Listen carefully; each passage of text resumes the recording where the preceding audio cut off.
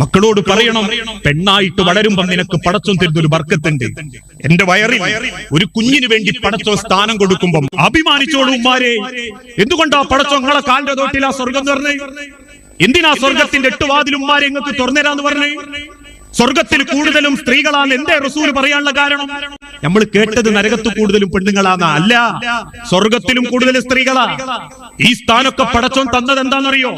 നിങ്ങളെ നേരെ മറന്റെ എപ്പറ ഇരിക്കുന്ന ഈ മനുഷ്യന്മാരൊക്കെ ഒരു ഉമ്മാന്റെ വയറ്റിൽ കിടന്നതാ. ഇവരെ വയറ്റിൽ ഒരു ഉമ്മയും കിടന്നിട്ടില്ല, ഇവരെ വയറ്റിൽ ഒരു പെണ്ണും കിടന്നിട്ടില്ല. നിങ്ങളെ വയറ്റിൽ കിടന്നവരാ ഈ കാണുന്ന ആണെന്ന വർഗം മുഴുവൻ. അത് അഭിമാന, അന്തസ. കാരണം ഈ ലോകത്തിന്റെ നിലനിൽപ്പ് എന്റെ ഉദരത്തിലാ, എന്റെ വയറിലാ. അതുകൊണ്ട് അവസാനത്തെ വിടവാങ്ങൽ പ്രസംഗത്തിൽ പോലും തന്റെ ലക്ഷക്കണക്കിന് സഹാബത്തിനെ അറഫ മൈതാനിയിൽ നിർത്തി അള്ളാന്റെ പ്രവാചകൻ അവസാനം പറഞ്ഞൊരു വാക്കുണ്ട്, നിങ്ങളെ സ്ത്രീകളോട് നിങ്ങൾ മര്യാദക്ക് പെരുമാറണം കേട്ടോ. കാരണം അവര് ജീവിച്ചതുകൊണ്ടാണ് നിങ്ങൾ ഉണ്ടായത്. അവര് ജീവിതം മാറ്റിവെച്ചതുകൊണ്ടാ. ഒരു ഉമ്മാന്റെ വയറിലാ ലോകത്തിന്റെ നിലനിൽപ്പ്, ഒരു ഉമ്മാന്റെ ഉദരത്തിലാ ഈ ലോകത്തിന്റെ സന്തോഷം. ആ തിരിച്ചറിവിലേക്ക് ഈ സമുദായത്തെ മാറ്റാൻ, പ്രത്യേകിച്ച് വളർന്നുകൊണ്ടിരിക്കുന്ന മക്കൾക്ക് അന്ധവിശ്വാസവും അനാചാരവും ആകർഷിക്കപ്പെടുക. അതുകൊണ്ടാ ഏക സിവിൽ കോഡിന്റെ ചർച്ചയൊക്കെ വന്നപ്പം നമ്മളെ സ്ഥാപനങ്ങളിൽ പഠിക്കുന്ന മക്കൾ പോലും പറയുന്നു, അങ്ങനെ വന്നാൽ ഇപ്പൊ എന്താ പ്രശ്നം? എല്ലാവർക്കും ഒരേ നിയമല്ലേ? ഒരുമിച്ച് കത്തിക്കാനാ തീരുമാനെങ്കിൽ ഒരുമിച്ച് കത്തിച്ചാ പോരെ മയ്യത്ത്?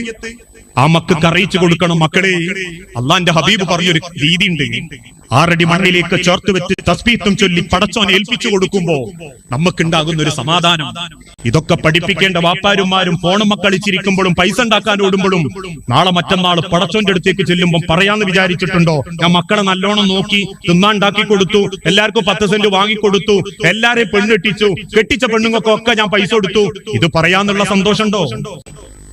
അത് പടച്ചോൻ പറയാൻ അവസരം തരുന്നതിന്റെ മുൻപ് ചോദിക്കുന്ന ഒരു ചോദ്യമുണ്ട്. നിന്റെ നാട്ടിൽ, നിന്റെ ജനതയിൽ, നിന്റെ മക്കളിൽ, കുടുംബത്തിൽ പടച്ചോനെ പറ്റിയുള്ള ഒരു ബോധം ഉണ്ടാക്കാൻ പറ്റുമോ? അറിഞ്ഞിട്ടുണ്ടോ നമ്മൾ അള്ളാഹുവിനെ? ഒരു വിശ്വാസിയുടെ ഏറ്റവും വലിയ മൂല്യത റബ്ബിനെ അറിയാം. നമ്മളൊക്കെ ഒരുപാട് പറയാറില്ലേ, പാലിൽ വെള്ളം ചേർക്കാൻ കൽപ്പിച്ച ഉമ്മനോട് ഉമ്മ, ഉമർ കണ്ടിട്ടില്ലെങ്കിലും അള്ളാഹു കാണില്ലേ ഉമ്മ എന്ന് ചോദിച്ചൊരു മകളെ പറ്റി. ആ കേട്ട ചരിത്രത്തിന്റെ പേരിൽ ഒരുപാട് ആസ്വദിച്ച നമ്മളെ വീട്ടിൽ വലത്തെ കൈ കൊണ്ട് കുടിക്കേണ്ടതിന് പകരം ഇടത്തെ കൈ കൊണ്ട് എടുത്തു കുടിക്കുന്ന മക്കളോട് അത് പാടില്ല മക്കളെ എന്ന് പറയാൻ നാവ് ഉയർന്നിട്ടില്ലെങ്കിൽ, 4 അഥവാ ഇന്ന് 5:38 കൊടുക്കുന്ന ബാങ്കിന് ഓരോ പള്ളിയിലും ജമാഅത്ത് 5:58 6 5:56 സ്വന്തം വീട്ടിൽ നിന്ന് ഇറങ്ങിപ്പോകുന്ന ഒരു വാപ്പാക്ക്, ഒരു ഉമ്മാക്ക് സ്വന്തം മക്കളെ വിളിച്ചുണർത്തിയിട്ട് മക്കൾക്ക് ദീനിന്റെ പാഠങ്ങൾ ഓതിക്കൊടുക്കാനും ഒരു ജമാഅത്തിലെങ്കിലും പങ്കെടുപ്പിക്കാൻ പറ്റുന്നില്ലേ? പിന്നെ എന്ത് വിശ്വാസം? ഏത് റബ്ബിനെയാ നമ്മൾ അറിഞ്ഞ്? അള്ളാൻ അറിയാന്ന് പറഞ്ഞാൽ തൗഹീദ് നാവ് കൊണ്ട് പറയല് മാത്രല്ല, എന്ന് നാവ് കൊണ്ട് പറയല് മാത്രല്ല തൗഹീദ്. അത് ജീവിതം കൊണ്ട് പ്രഖ്യാപിക്കല, ജീവിതം കൊണ്ട് കാണിക്കല. അതുകൊണ്ട് തന്നെ ഒരു വിശ്വാസിയുടെ ഏറ്റവും നല്ല മൂല്യം അന്ധവിശ്വാസത്തിലേക്കും ചൂഷണത്തിലേക്കും പോകാത്ത വിശ്വാസമായിരിക്കണം. ഈ മതത്തെ പലരും അവനവന്റെ നേട്ടത്തിന് വേണ്ടി ഉപയോഗിച്ചു കൊണ്ടിരിക്കുകയാണ്. ആ മൂല്യങ്ങളിൽ ഏറ്റവും മനോഹരമായ ഒരു വിശ്വാസിയുടെ മൂല്യമാണ് ബന്ധങ്ങളിൽ ഉയർന്ന മൂല്യത കൈവരിച്ച മതമാണ് ഇസ്ലാം. ഉത്കൃഷ്ട മൂല്യം, ബന്ധങ്ങൾക്ക് എന്നും പവിത്രത കൊടുത്ത മതം. പക്ഷേ ഇന്നത്തെ കാലഘട്ടത്തിൽ ഓരോ ബന്ധങ്ങളും അകന്നുകൊണ്ടിരിക്കുകയാണ്. തമ്മിൽ പിണങ്ങിയും വാശി കാണിച്ചും പക പ്രകടിപ്പിച്ചും മത്സരിച്ച് ജീവിച്ചു കൊണ്ടിരിക്കുന്ന ഒരു കാലഘട്ടം. ഈ ഇരിക്കുന്ന എത്രയോ കുടുംബങ്ങൾ, എത്രയോ മനസ്സുകൾ പല കുടുംബത്തിൽ നിന്നും അകന്ന് ജീവിക്കുന്നവരാ. അങ്ങനെ ജീവിക്കുന്നവരുണ്ടെങ്കിൽ ഈ ലോകത്തെ എത്ര നമസ്കരിച്ച് നോമ്പനുഷ്ഠിച്ച് പടച്ചോനെ തൃപ്തിപ്പെടുത്തിയാലും ലാ യദ്ഖുലുൽ ജന്ന ഖാത്തിഉർ റഹിമ, കുടുംബം മുറിച്ച ഒരാൾ പോലും പടച്ചോന്റെ സ്വർഗത്തിലുണ്ടാവൂല. അല്ലാഹു സാക്ഷി. ഇതും ലോകത്തിന്റെ ഹബീബായ നബി തങ്ങൾ പറഞ്ഞിട്ടുണ്ടെങ്കിൽ അള്ളാഹു പറഞ്ഞൊരു വാക്കുണ്ട് വിശുദ്ധ ഖുർആനിലൂടെ, വത്തഖുല്ലാഹല്ലദീ തസാഅലൂന ബിഹി വല്ലർഹാം വല്ലർഹാം. റസൂലേ, കുടുംബത്തെ പറ്റി അള്ളാഹു ചോദിക്കുമെന്നവരോട് പറയണം.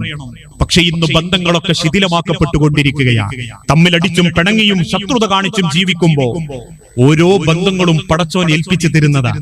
ചിന്തിച്ചു നോക്കിയിട്ടുണ്ടോ? ഞാൻ ആഗ്രഹിക്കാറുണ്ട്, പടച്ചോനെ, എന്റെ വാപ്പ അബ്ദുറഹ്മാൻ നബീസാനെ കെട്ടിയപ്പോ ഒരു രാത്രി ഒരു കൂടെ കിടന്നപ്പോ ഉണ്ടായ മുതലല്ല ഞാൻ എന്നെ ഉണ്ടാക്കണമെന്ന് പടച്ചോൻ തീരുമാനിച്ചതുകൊണ്ടാ. ഇന്ന് ഉണ്ടാക്കണമെന്ന് റബ്ബ് തീരുമാനിച്ചതുകൊണ്ട് പറഞ്ഞു. എന്റെ വാപ്പ അബ്ദുറഹ്മാനാണ്, ഉമ്മ നബീസയാണ്. എനിക്കൊരു പെങ്ങളുണ്ട്, എന്റെ മേല അനീസയാണ്. ഈ കണ്ടിട്ടില്ലല്ലോ, എന്റെ മുൻപേ ഞാൻ കൊടുത്തിട്ടുണ്ട്. എനിക്ക് താഴെ ഇരട്ടകളാണ്, 2 ആൺകുട്ടികൾ ഉണ്ടാവും. ഇത് വാപ്പയമ്മയും ഒരുമിച്ച് കടന്നപ്പോണ്ടായതല്ല. ഏതെങ്കിലും വാപ്പയമ്മയും ഒരുമിച്ചുണ്ടായപ്പോ അങ്ങോട്ട് ഉണ്ടായതുമല്ല. അള്ളാഹു തീരുമാനിച്ചത് ഓരോ ബന്ധങ്ങളും.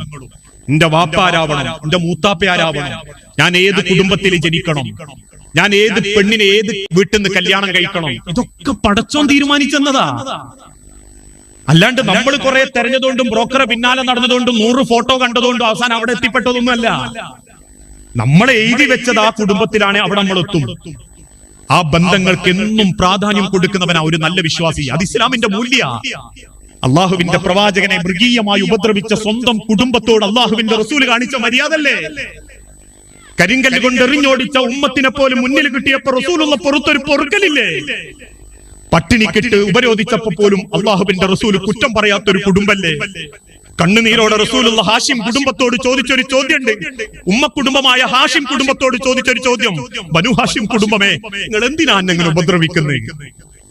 കാരണം ഓരോ ബന്ധങ്ങൾക്കും റസൂലുള്ള സ്ഥാനം കൊടുത്തിട്ടുണ്ട്. കേൾക്കണോ നിങ്ങൾക്കൊരു ചരിത്രം? അള്ളാഹുവിന്റെ തിരുദൂതൻ ജനിക്കുന്നതിന്റെ മുൻപേ വാപ്പ മരിച്ചുപോയിട്ടുണ്ട്. ഒരു വാപ്പല്ലാത്ത മകന്റെ ഒക്കെ ജീവിതം എത്രത്തോളാണ്. ഇത്ര സൗകര്യമുള്ള കാലത്ത് നമുക്ക് അല്പം ചിന്തിക്കാൻ പറ്റിക്കൊള്ളണമെന്നില്ല. കാരണം ഇന്ന് ഓരോ നാട്ടിലും യത്തീംഖാനയാ. യത്തീം മക്കൾക്ക് എല്ലാവരും കൊടുത്തു. ജനിച്ച 6ാമത്തെ വർഷം ഉമ്മയും പോവുക. ആ ചെറുമകനെ, 6 വയസ്സുള്ള നമ്മളെ മോനങ്ങൾ കൺമുൻപിൽ ആലോചിച്ചോളൂ. എന്താണെന്നറിയാതെ പക്വതയില്ലാത്ത ആ ചെറിയ കുട്ടിയെ അന്ന് കൈപിടിച്ചു കൊണ്ടുപോകുന്നത് പ്രവാചകന്റെ എളാപ്പ അബൂ ത്വാലിബിന്റെ ഭാര്യ ഫാത്തിമയാ. പ്രവാചകനെ പൊന്നുപോലെ സംരക്ഷിക്കുന്ന അബൂ ത്വാലിബിന്റെ ഭാര്യ ഫാത്തിമ ബീവി അന്ന് പ്രസവിച്ചു കിടക്കുക. ആരെ? അലി ഇബ്നു അബീ ത്വാലിബിനെ.